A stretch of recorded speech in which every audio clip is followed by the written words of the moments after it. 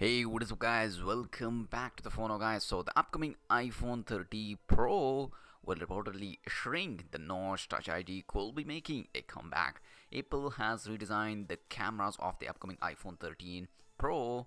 On the front, the notch will be narrower, not shorter. On the back, the camera bump is also getting a new look. This is the according to Apple, Everything Apple Pro Max Winebach EAP tap it concept creator to help with the 3D modeling with an elegant new design. The rear camera will still have a multiple evolution, that is, each individual lens will stick out of the camera bump. It's just that it will stick out less than the 12 series.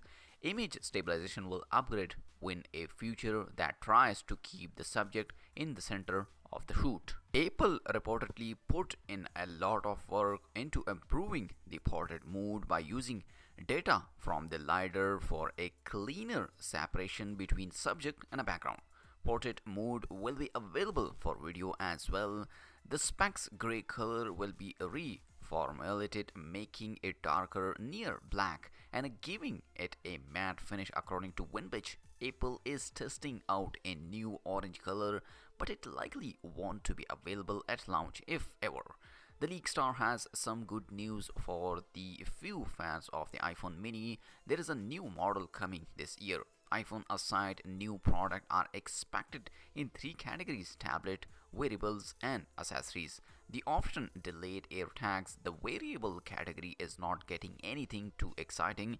Just Apple usually Stencil watch bends. The iPad Pros will be the most interesting launch of the three. So guys, this is the latest update about the upcoming Apple iPhone 13 series. Let me know in the comment section which new feature you want to in the upcoming iPhone 13 series. Also like this video and subscribe my channel for more tech videos. I'll see you in my next video. Peace out.